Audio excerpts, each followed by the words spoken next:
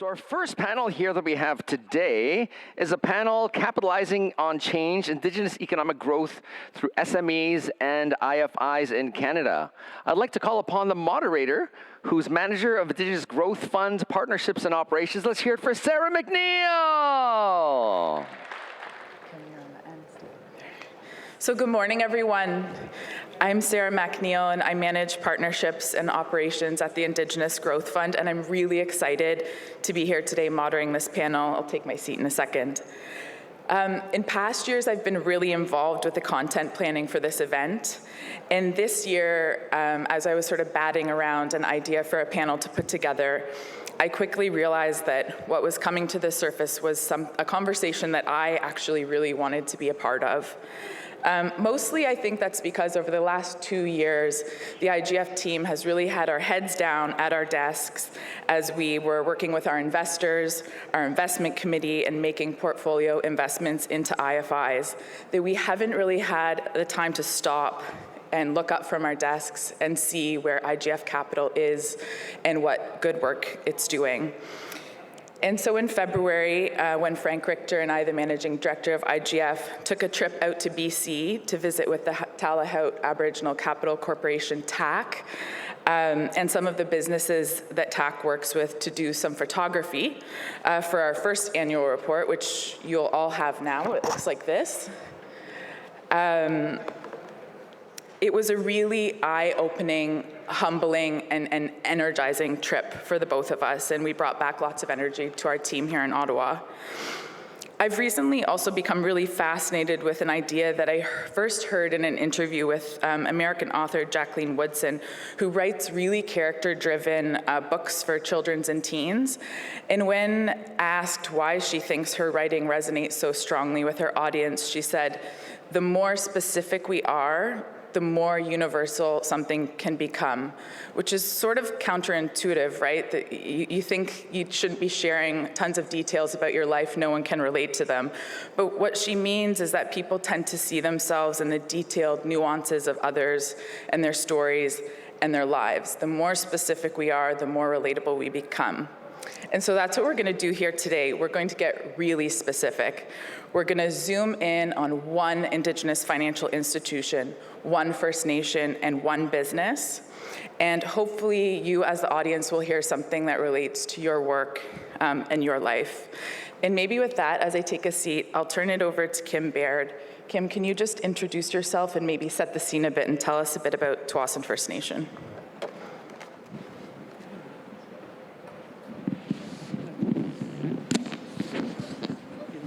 I was sitting on the mic.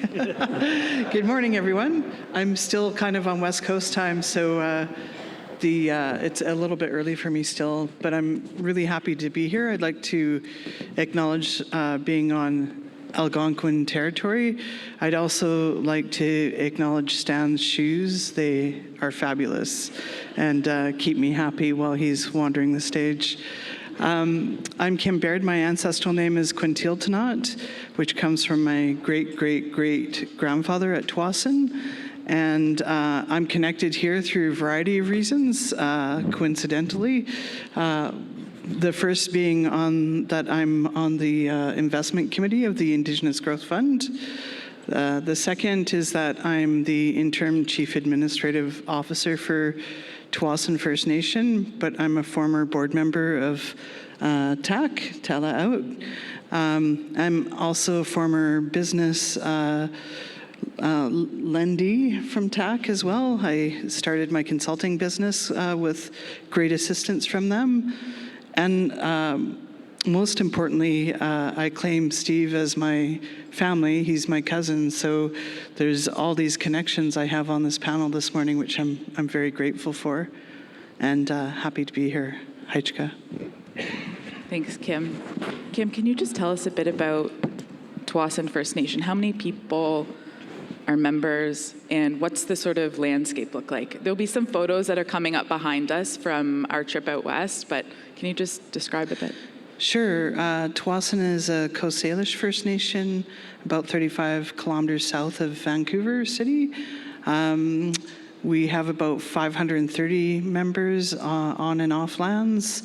About half of our people live on lands. A good other quarter or more live in the Lower Mainland. Then we have some of our people in the U.S. and some in the Okanagan. We're kind of spread out.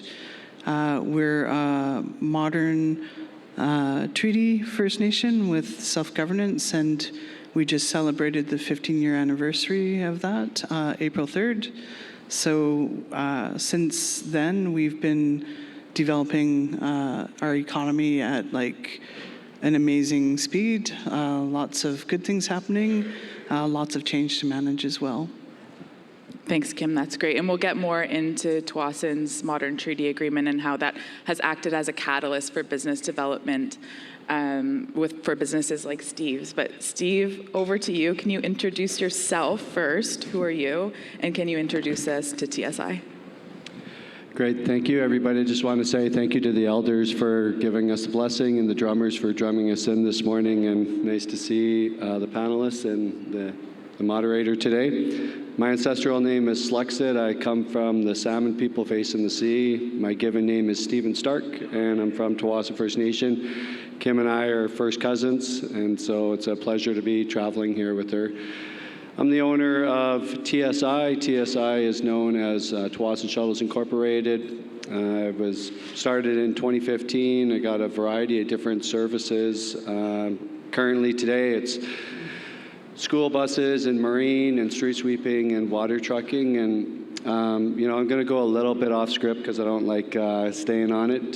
The story isn't really about TSI in general. The story is about my journey as to where I came from. And Kim knows it all very too well. And, working with TAC, it's been the investment of a person and not an investment into a business. And so, my story is quite unique in the sense to some of the people in the room, but it's not unique to Indigenous people as we suffered from adverse struggles and intergenerational trauma. And so, as a person that is coming up on 18 years clean, it was not an easy road for me. So, because of my connection with Kim, her brother has been an instrumental support in my life, and still the family continues to be that. And so, I'll get into that a little bit more, but it's been a great journey, and it's been a journey with TAC as well. And so, just really appreciative of being here today, and thank you. Thanks, Steve. And when Frank and I visited Steve on Tsawwassen First Nation, we actually got to go into his house, and he was so open and honest about his journey. So thanks for sharing, and we'll get as much into that today as you want to. I have to also tell a funny story about when I met Steve, which was virtually. We met planning this trip out to BC, and I had said, one person from Tsawwassen First Nation, Kim Baird, actually sits on IGF's investment committee, and do you know her? And he's like, no. And I was like, really? She was chief for 6 terms, like, it's not that big of a community, and are you sure you don't know her? No. And this went on for like 3 or 4 minutes, and finally he said, oh yeah, Kim's my first cousin. So I learned a really hard lesson that day. Yeah.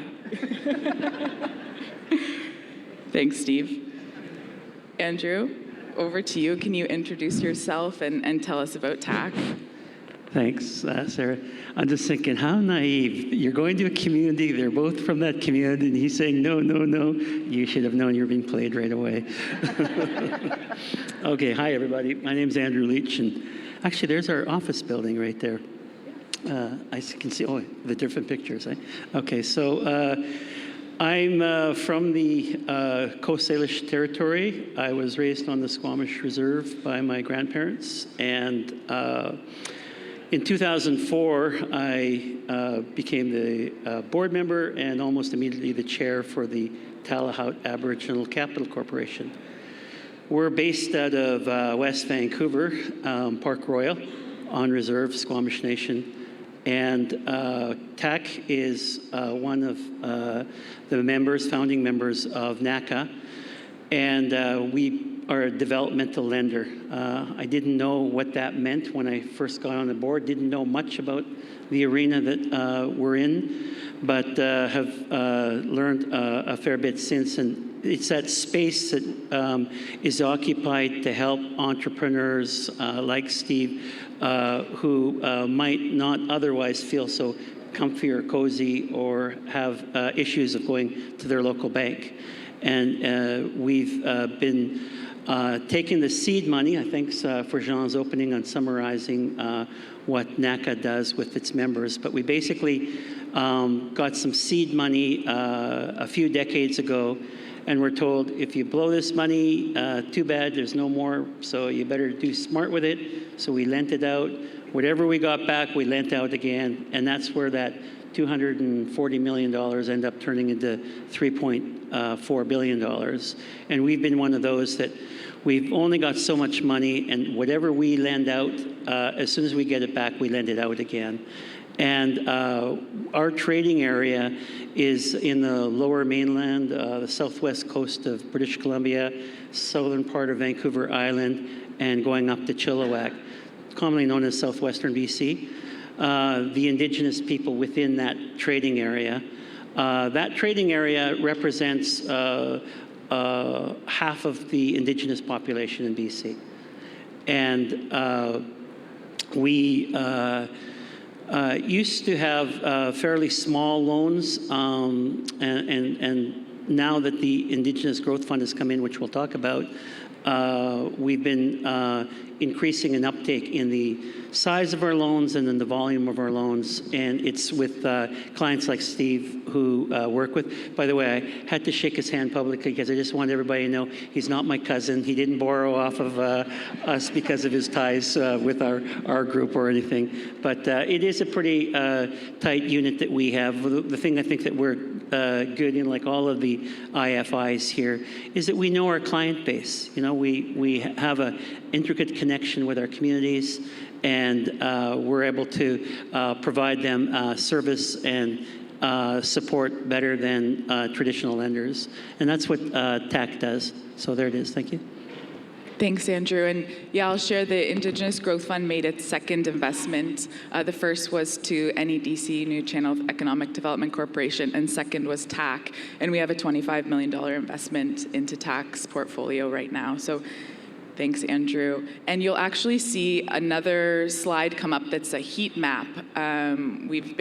There it is. So you can see the white dot there is where TAC's office is, and the blue is where TAC is doing its financing and lending to businesses. The darker the blue, the more businesses are in the area. So Steve, I don't know if you can see a little dot where your business is, but you're on there somewhere. And we thought that this was really cool, and it was actually very powerful for our team to see, and some of us got quite kind of emotional seeing where IGF money is landing, so that's great. We'll move into some questions now, and Kim, this first one's for you. And you touched a bit on Tsawwassen First Nation's final agreement, which is an agreement between Canada, BC, and Tsawwassen First Nation. Could you tell us a bit more about that agreement and how it has shaped the economic strategies of the nation? Sure. So we started treaty negotiations in the late 90s, and I was lucky enough to be leading at Tsawwassen for the negotiation and the implementation of the treaty, and I view it as like a reconciliation path of sorts, where we are able to take on being autonomous again and try to become self-sufficient, and very much designed our way forward to be all about developing an economy and creating the legal framework to become self-governing, to replace the Indian Act. And on the effective day, we replaced it with 23 laws, thought really long and hard about the type of financial laws we'd need to have in place to encourage external investors and that kind of thing. And we're very deliberate because, you know, to decolonize, it takes money, to be honest. And so having the resources to invest in our people for education, skills development, culture, all those things require investment. And after 15 years, we can see the benefits coming, and an important pillar of that, of course, is individual success and people like Steve taking advantage of those opportunities and those tools that were made available. So it's been complicated trying to reset our relationship with the provincial and federal government. They are still the same institution. I kind of view it as having more autonomy from them. And it's not a perfect model, but it's working for us, and it's working quite well. Yeah, and we noticed when we were on your territory that there are large corporations now who have also set up shop, Amazon and others.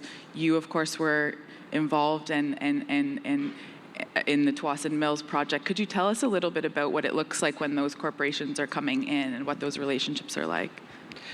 Yeah, I mean, it's one thing in the abstract to set up laws and policies and procedures, but it's another when you're trying to find partners to invest at such a scale. And, you know, we have Tsawwassen Mills, which is 1.2 million square feet of retail, and the importance of that is they were an anchor willing to invest in a long-term relationship that allowed us to plan for our infrastructure needs for decades and beyond, and to develop all the off-site levy and municipal type of regimes to support the infrastructure build, acquire the loans we needed to build the pipes, the roads, all the things we needed, and really has transformed our way of thinking from, you know, kind of Band-Aid funds from the federal government to fix a pipe or extend a pipe, and to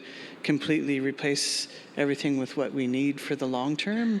So it's been great to see that what we kind of created in the abstract is working in real time, and more investors are gaining confidence in Tsawwassen structures, Tsawwassen government. We're delivering agreements and long-term leases and stability, and we benefit greatly from that. We get ongoing tax revenue that helps fund our self-governance. So it's a symbiotic relationship, and we couldn't do it without the partners we have built relationships with, and whether that be with industry or banks, and even TAC helps us support our entrepreneurs.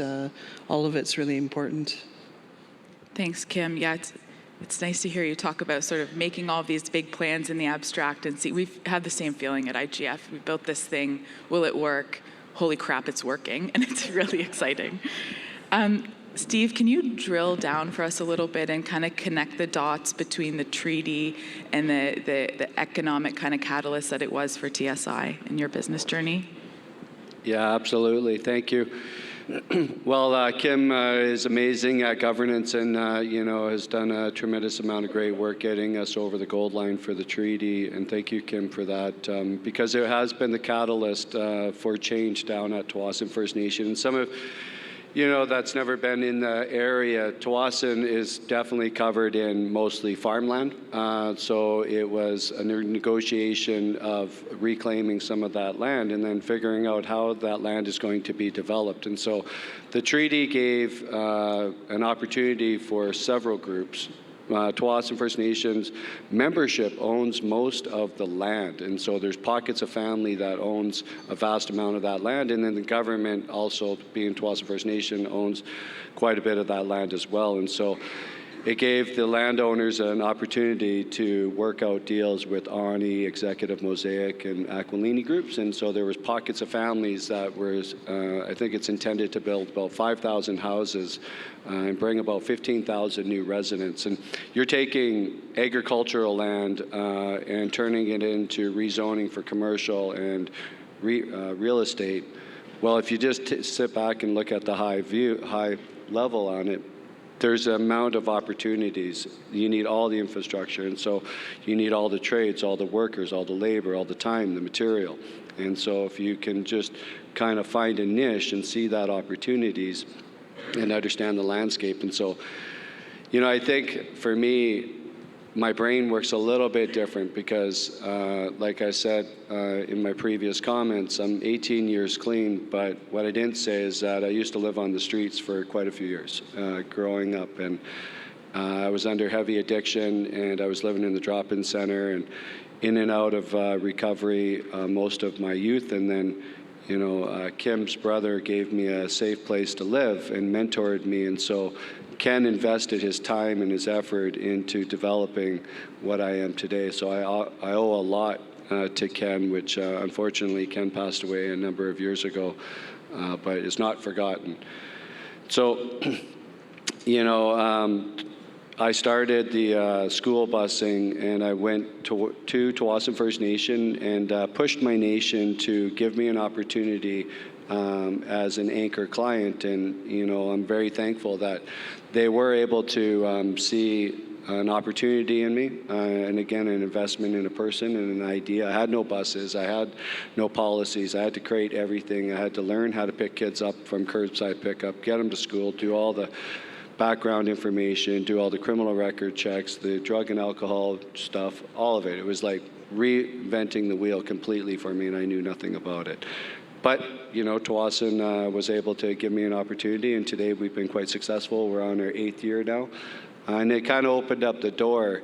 And, a bit of a story about Amazon, just so there's no confusion. Amazon didn't sign a deal with Tsawwassen First Nation. They signed a deal with Great West Life pension fund, and then they hired Wales and McCollin to build the building. And so me being the owner of Tsawwassen Shuttles, I was part of the construction phase, and we were shuttling people in and out for about 4 months. We were doing about 150 people every 8 hours and a variety of different locations. And then I was kind of hoping that when Amazon came online to operations, that I would be able to have an opportunity with Amazon to provide their shuttles for their 900 employees. Because in case nobody knows how Amazon works, they'll just build a building anywhere, and then they will just hire a bus company to mass move. They don't wait for transit or their local transit companies. They will just hire buses and move in and mobilize quickly, and that's how they do it.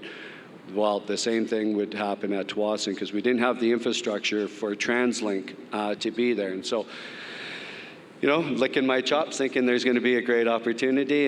Day one, Amazon opens up, 16 brand new motor coaches roll in. And, me being tenacious as I am, I went knocking on the door to Amazon, asked for an opportunity, and I was handed a card and said, email the manager. I said, okay, no problem. I went home, I typed up a beautiful email, introduced myself. 2 weeks later, I didn't hear anything, and then I waited, brought another email to his inbox, just refreshing it. I understand you're busy, looking to engage, no response. But at this point, I figured, being a Tsawwassen member, a multinational company coming onto the territory, I had no other options. I probably did have a couple more options, but I went to the extreme one. So I took my biggest school bus, which is a 76-passenger, drove it to Amazon, parked it up on the curb, and blocked the door and went inside. Security came out. They're like, you got to move your bus. You can't do this. Well, I'm not going anywhere. I'm going to sit in this chair, I said, until somebody talks to me. Well, the manager that I was emailing came out, and I shook his hand, and I introduced myself, and he says, yeah, I know who you are. You're Steve. I've seen your emails. I says, great. Then you know I'm here because you're not responding. And so while you're here, you're going to be a good steward. You're going to reach out to the nation. You're going to reach out to our AcDev. You're going to engage. And so at that point, I thought the door was completely closed. I started getting emails from Amazon shortly after asking about 20 motor coaches, 15 motor coaches. Unfortunately, I'm not in the motor coach business, but I had an idea. I partnered with Trex Holding Bus Company and created Two World Transportation. And after 18 months, we created the new company, and then boom, Amazon finally was knocking on my door, and we now provide buses for Amazon buildings in Richmond. And so I guess... So I guess what I'm trying to say, and thank you, is that, at some point in life, you've got to put a stake in the ground. And we, as an Indigenous people, have been suffering long enough. And so we have land, we have opportunities, we're building the economy. And, if you don't put a stake in the ground and make sure that your voice is heard, they're just going to trample over you. And so today, they are engaged.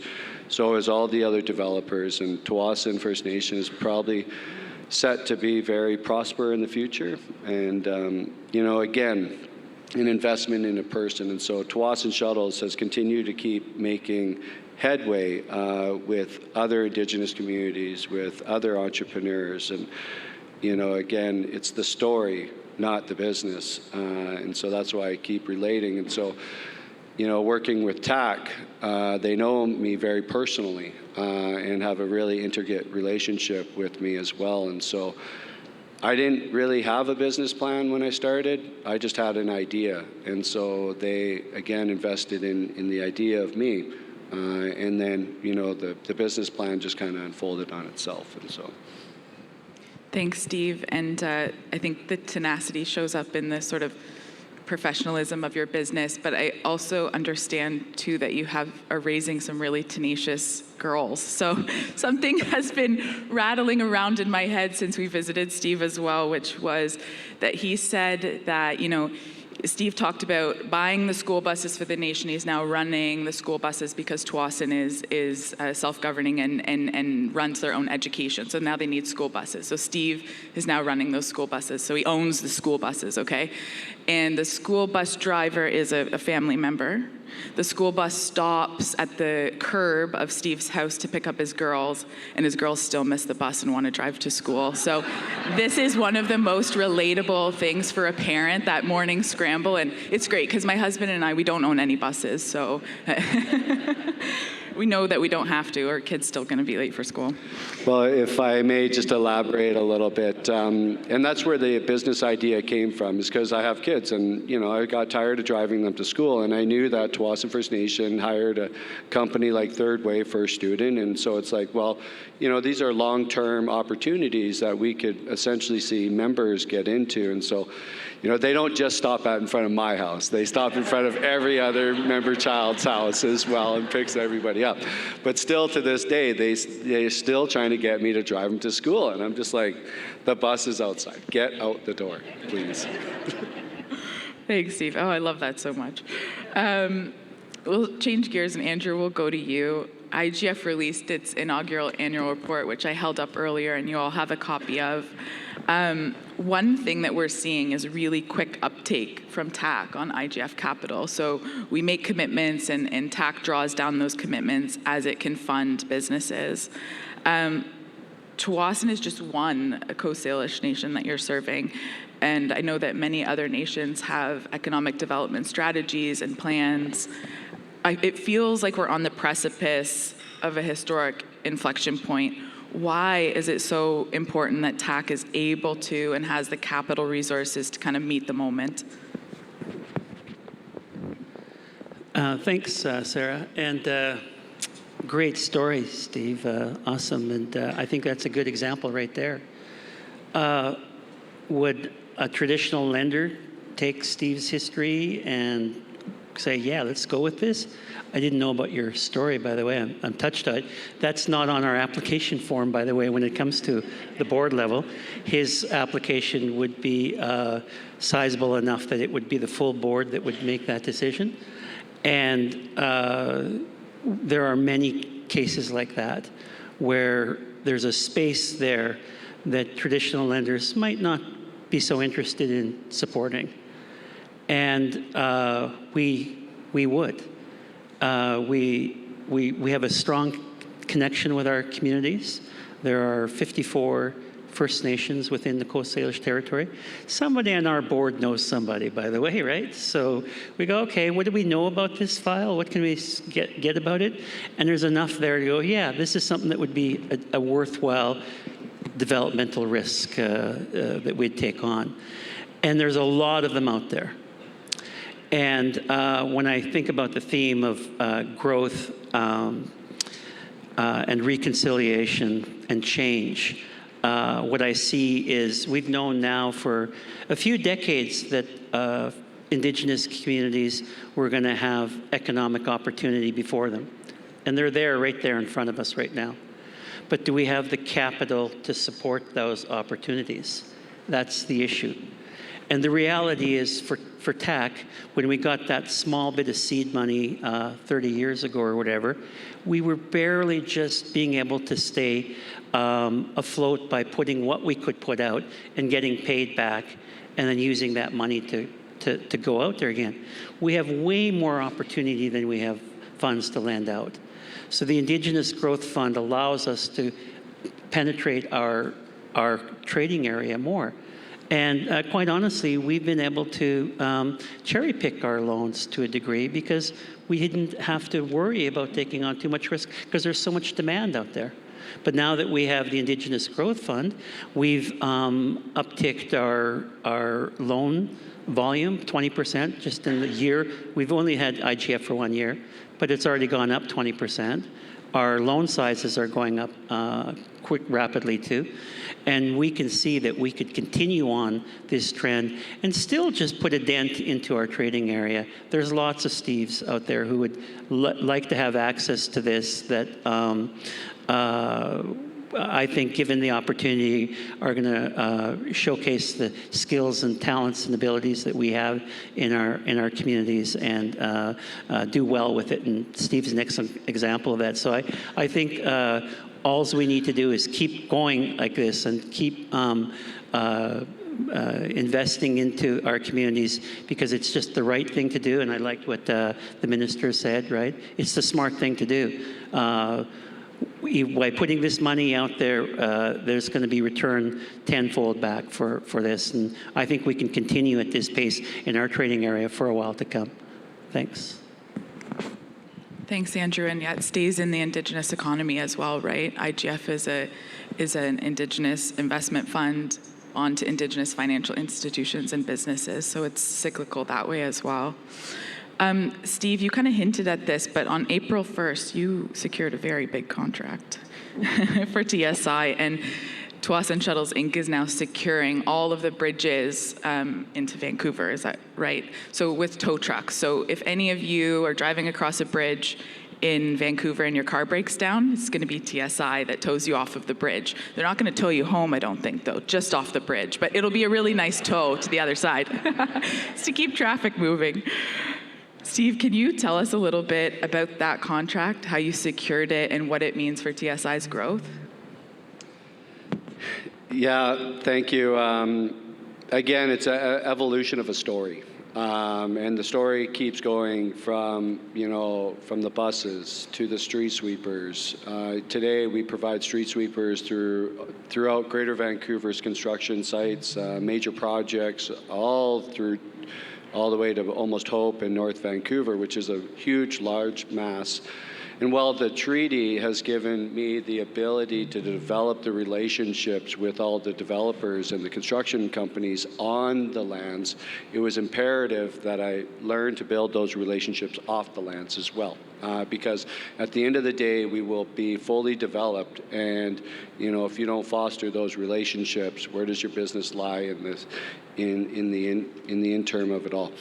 And so then I evolved into water trucking as well. And so those two kind of go hand in hand. And big industry, lots of opportunities, but we're really in a pocket of truth and reconciliation where a lot of companies are now also the catalyst for UNDRIP and the calls to action. While the government has enacted a notion, it's still up to the companies to decide how do we follow through with this? What does it mean to us? What does it mean to individually you as well? And so, then I was able to work with a company called Main Roads. Main Roads takes care of all the salting and briming and snow removal on the highways in Vancouver. They are a $300 million annual company, but yet they have no Indigenous businesses on their roster.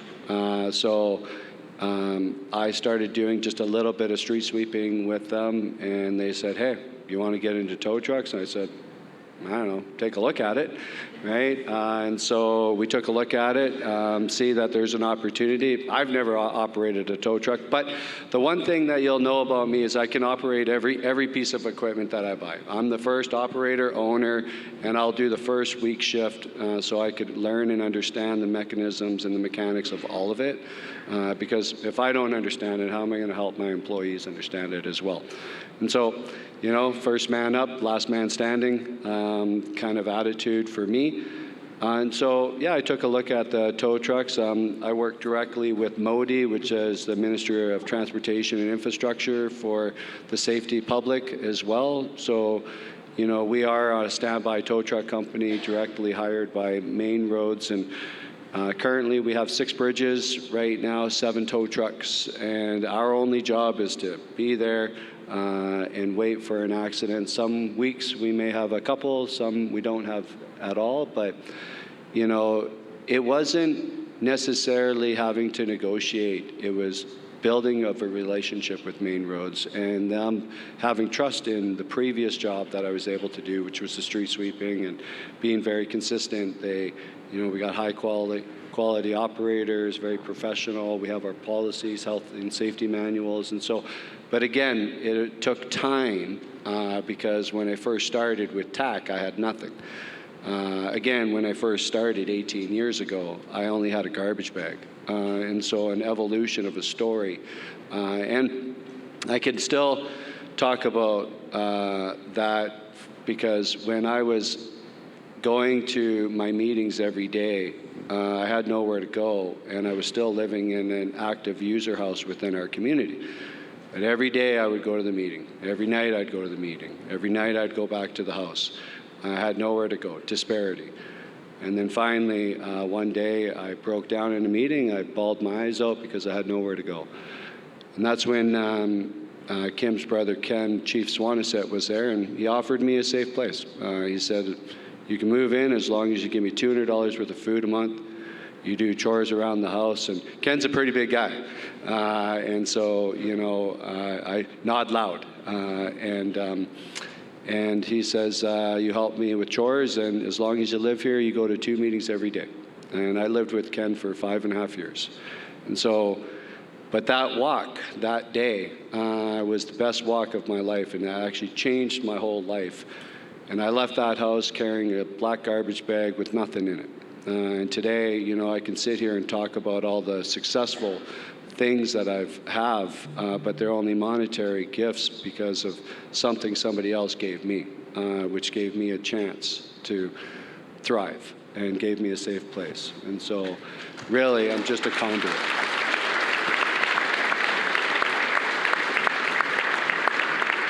And so today, I actually built my house in between the 2 houses. I could see the one house about 6 houses away from me, and I could see Ken's house 5 houses away from me. And so it's a, you know, my last name is Stark, so no pun intended, but it's a stark reminder of where I can be and where I can go in such a short walk.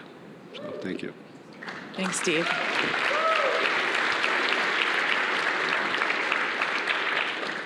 Thanks, Steve. Like I said, he's so generous with his story, and I love how you talk about Ken and him sort of walking with you and accompanying you, this idea of accompanying someone through their hard times, not sort of pushing them out of it, not demanding from them certain things, but walking with them and accompanying them. And I think that that's what he did for you. So we hold space for him here today. Andrew, Steve is talking about a contract that's coming out of a corporation looking at reconciliation, looking at UNDRIP, and figuring out how to put that into action in their company. Is TAC seeing more business activity because of these kinds of initiatives from corporate Canada? Do you have an idea of potential capital demands that this is driving at TAC? Yeah, that's, we feel it. It's just so, boom, in your face. When we started TAC, several decades ago, you didn't feel that level of activity out there. And something's just happened, and it's all across the country. But in particular, our region is quite booming right now. the southwestern part of BC is just, right? And so you see it every day, everywhere you're looking, and you ask why, what's going on? There's so many variables you could look at and say, is this it? Is this it? Is it because of Supreme Court decisions that may have made it more difficult for industry to come into our backyard and do what they want, that they have to be a bit more careful about what they do in approaching Indigenous peoples to say, we'd like to do some of these things? Is there anything that we can do with you so that we'd be able to work together?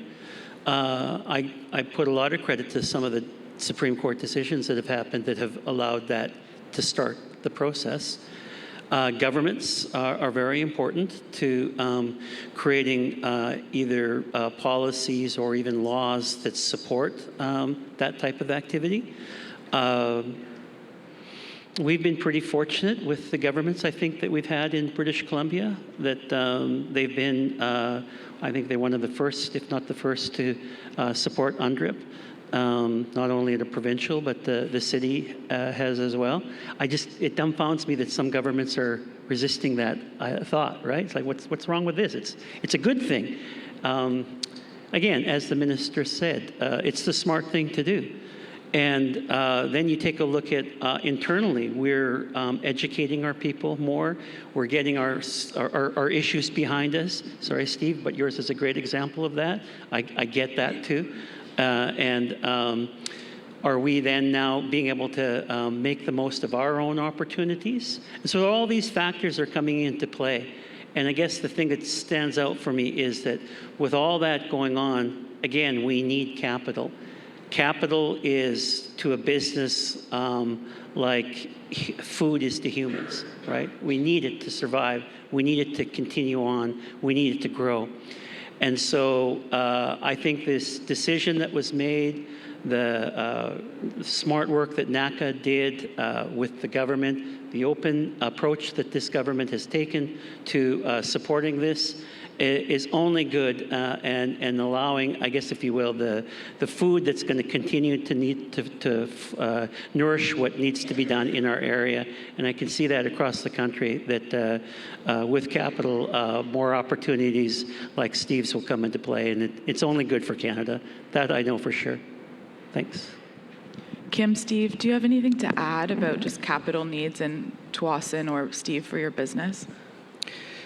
Yeah, I mean, it's great to hear all the announcements in the latest budget. I'm on the board of the Infrastructure Bank and been pushing hard for tools there. And it's kind of like the opportunities are just so immense. The need is just so high. And I really think that, and thank all the IFIs for what you do and NACCA for this space. I think that we need all the tools, all hands on deck, and if we can have the different financial institutions working together, the Financial Management Board, I think it's going to take all those tools and more to help Indigenous businesses, and it's such important work. They say, you know, a rising tide raises everyone, and I think that's true. And in the case of Steve, he had the foresight to take advantage of opportunities that weren't based on our land, that are based on all kinds of things happening in the territory. And I think we need more of that kind of entrepreneurial spirit. We need to foster it and support it. And, you know, TAC has done a lot of good in Coast Salish territory and would do even more good if it had more resources. So I think the time is changing in a good way, and, you know, mainstream businesses are looking to invest and to partner, and we've shown really great examples of what can happen, and it's an amazing time. I just hope that it's the start of it, and we'll see a lot more going forward. Thanks, Kim. I want to stick with you for a second, actually, and can you just talk a little bit about what the long-term vision is for Tsawwassen First Nations economic development and how you're keeping in line with cultural values and the aspirations of the community and sustainable growth, not necessarily environmental sustainability, but sustainable, long-term, solid growth for the nation. Yeah, it's an important question and work still in progress. So, I like to remind people that economic development is a means to an end, and that end is kind of increasing our quality of life and restoring it to a level that we once enjoyed. As Coast Salish people at the mouth of the Fraser River, we were traditionally quite wealthy, and I think it's a reasonable expectation for us to restore that. But we have a very finite land base, so we have to do things to ensure that our governance is sustainable, and property taxation will fund some of that. But we also are investing in a trust for members. And so a lot of our economic development proceeds get funneled into that, and it's not touched, so that it can grow over time as well, and our community will be able to rely on that. So we still have land development to look to, but we also need to look to opportunities in the territory as well, so that we can ensure we have long-term sustainability.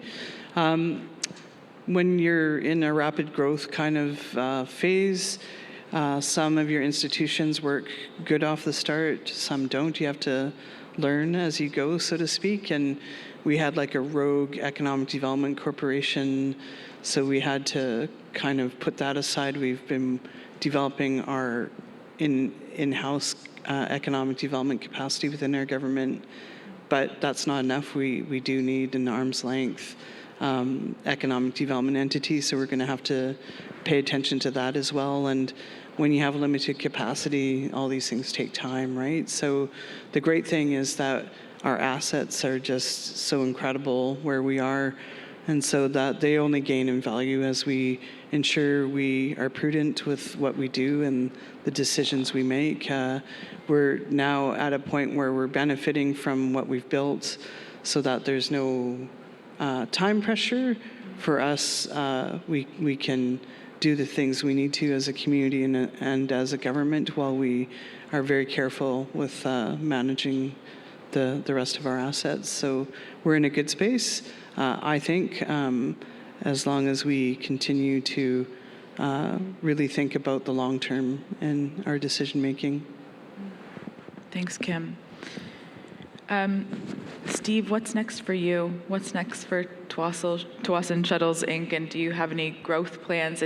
I know when we were visiting you that you've sort of you've scaled the business enough that now you're not in day-to-day operations, except I guess if you're driving the tow trucks that you're learning how to use. But it occurs to me that you're a serial entrepreneur and someone who's always looking for the next challenge. Is that right? Is there something on the horizon? Well, I've always been taught, hold your cards close. As a business person, sometimes I don't know where the opportunities lies until they actually present themselves. And so again, for me, it's continue to keep fostering the relationships that I have. And so Tsawwassen Shuttles has 52 staff currently. That's just with TSI's core, and then we have our office administrators and dispatchers. And so, I'm very thankful to be able to be here today from the help of them, to give me the flexibility to raise my son and my daughters as well. And so, I have a tremendous amount of great partnerships as well. TSI has done very well in that area. I'm not entirely sure just yet what TSI's plan is. I got some things in the works that will be coming out, probably be bigger than the tow trucks and TSI in general. But, I think for now it's to stay the course and wait for opportunities. But I think for me, the biggest successes that I have is this. right? And that's having success with helping other entrepreneurs, investing into people as well, and spending my time with other Indigenous communities within the region. Because Vancouver, as you said, is a hub. It's a hub of activity. BC is exploding, and there's a multitude of reasons for that. Politically, yes, there was some legislation that came down. People now are more aware of the history of British Columbia. It's now in our curriculum, it's in our schools, it's talked about at the table, the coffee shop, and truth and reconciliation is a conversation that 15 years ago wasn't really percolating very much, and today it's very vibrant. It's very much a live conversation, and people have a better understanding of what that landscape looks like. And now there's financial reconciliation. And so how does that look? For some of you that don't know, which probably 99% of you, I was on council for a number of years as well. And so I'm an ex-politician, and I'm recovering one still. It was fun, but, there's a bigger thing out there to our people get into business and get the right guidance. And sometimes, noticed a lot, I'm paving the way for a lot of others to follow the same model that I've done within their communities as well. And I'm okay with that. I'm okay with just being that conduit and mentoring. And so I think, again, one of my biggest successes is that I'm an open book. If you want to learn from me, you can learn from me, but that drive's got to come from here, right? And that's something that you don't just magically come by one day. And so, but can I help guide them in the right way, just as some of the people have guided me in my life as well. And so, again, just very grateful, lots of gratitude from me to be in the position I am. Thanks, Steve, and we'll all be cheering you on, whatever it is that you decide to do next.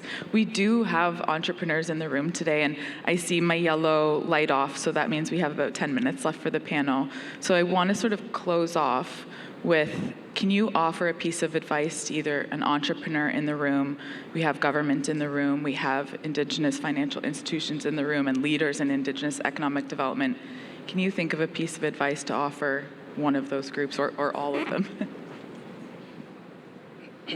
Well, I said to myself, I think I was probably 8 or 9 years old, I came up with a phrase that I live by: persistence overcomes resistance. And so whether you're in politics, or whether you're a business owner, or whether you're trying to just have a better life, I think consistently going after your goals and working with government. Sometimes working with government can be challenging, but it could also be rewarding because you can help change policies. And I know from experience being on council, it doesn't matter what side of the table you sit on, we all come from the same blood. And having that lens and understanding and compassion and empathy, I know you didn't know my full story, but TAC has been a huge supporter. Van City has been a huge supporter of me as well. And so, again, it's just, for me, I think it's being honest and transparent about who you are as an individual, and everything else will just kind of fall into place. Thanks, Steve. I love that. Andrew, do you have anything, any piece of advice, guiding principle for anyone or group in the room that you want to share as we wrap up? As for my fellow IFI brothers and sisters out there, our story parallels most others out there about the space that we occupy and what lies ahead. I know for us, a lot of us have been here a long time. I see the same faces whenever I come to these meetings. And we're starting to take a look at succession planning. And it's a tricky field we're in. It's not like there's a lot of people out there who are familiar with this and who can do it. And most critically for us is our business loans officers. They really are our bread and butter. They make this stuff happen. And our guys are not getting any younger. They're already talking about when their exit's going to be. And I wonder, not only for us, but across the country, how are we going to continue on with these skill sets and pass it down so that people, because as you can see, there's more opportunity coming. And we need those people who know our community, who are comfortable with numbers, who can look at a business and help a client to get that. You know, we're more than banks, right? We don't just say, give me your application and we'll get back to you. We work and do that type of relationship. And it's a very special skill set. And quite frankly, I'd like as many Indigenous people to have those jobs as possible. And so what can we do on a company level, a regional level, a national level to make sure that we're getting that kind of talent brought forth and developed? And so it's one of those things I'd like to see us to continue on. From our side, it's always about managing risk. And as we're getting more volume, larger loans, we really have to keep a close eye on risk management. And so to me, I just say make sure you keep an eye as your growth comes. You want to manage that. So those are my 2 takeaways. Thanks. Thanks, Andrew. And I know with the commitment in Budget 2024 that NACCA is looking at capacity building for the IFIs and really thinking about how, as a membership organization, are we serving our Indigenous financial institution members to help them level up, and certainly succession planning, especially at that business development and business support officer level, and professional development for those folks is top of mind at NACCA. Kim, any closing thoughts before we kind of wrap up here? No, I think that, you know, what First Nation governments do on the political level and the policy level, and what IFIs are doing are kind of go hand in hand, even though it might not seem like it, obviously, to some people. And I really, really do believe that, you know, the investment in Indigenous people so that they can be self-sustaining is like the fundamental kind of basic restoration issue to for reconciliation to succeed. It really has to start with education and sort of being able to sustain yourself as an individual and as a family, and that leads to stronger communities. And I really appreciate all the work everyone does, because it's kind of frontline work that you're helping people, and just really appreciate it, because it really, really helps First Nation leaders. Their jobs become easier when we have stronger people in our communities, successful people that can help pave the way forward. So just want to thank everyone, and thank you for having me here today. And we have so many of those people in the room today. So that concludes our opening plenary for this morning. I hope you, as the audience, took something away from this. All of our panelists here are around today and tomorrow, so please, I know that they would love to have conversations with you. Thank you so much, Kim, Andrew, Steve, for taking the time today. And yeah, thanks. Let's give it up for the panel. Wow. So nice to see you. That was an amazing panel.